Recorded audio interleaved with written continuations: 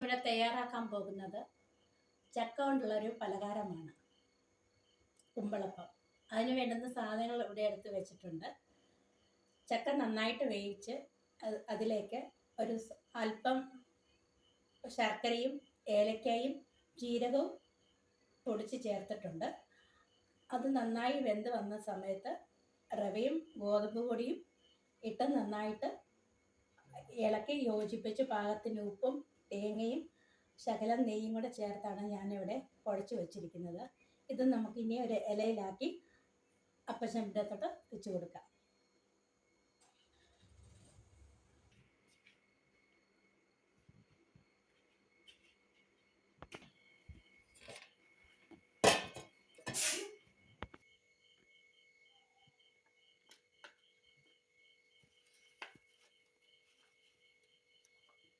ഇതുപോലെ കുമ്പിളാക്കിയിട്ട് മാവ് ഇതിലേക്ക് ഫില്ല് ചെയ്ത് കൊടുക്കുകയാണ്.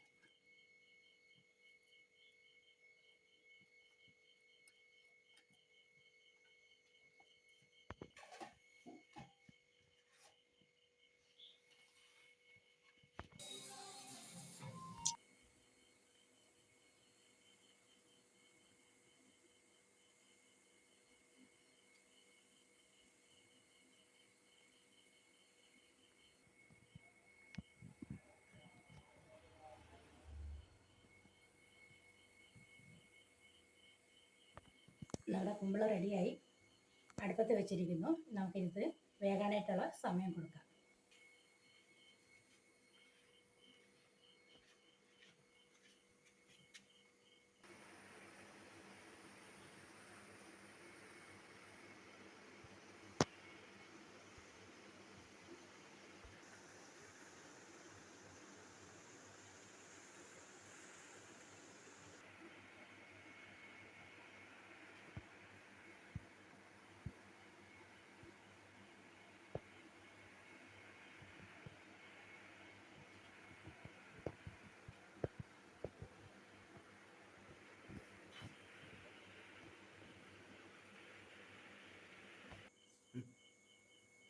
കുമ്പളപ്പം ഇവിടെ റെഡി ആയിട്ടുണ്ട്. നമുക്ക് തീ ഓഫാക്കാം.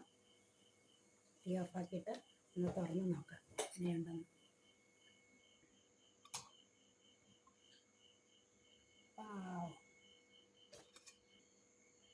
നമുക്ക് ഒരെണ്ണം എടുത്ത് മുറിച്ച് നോക്കാം. ചൂടാണ്, കൈയെല്ലാം പൊടുന്നു.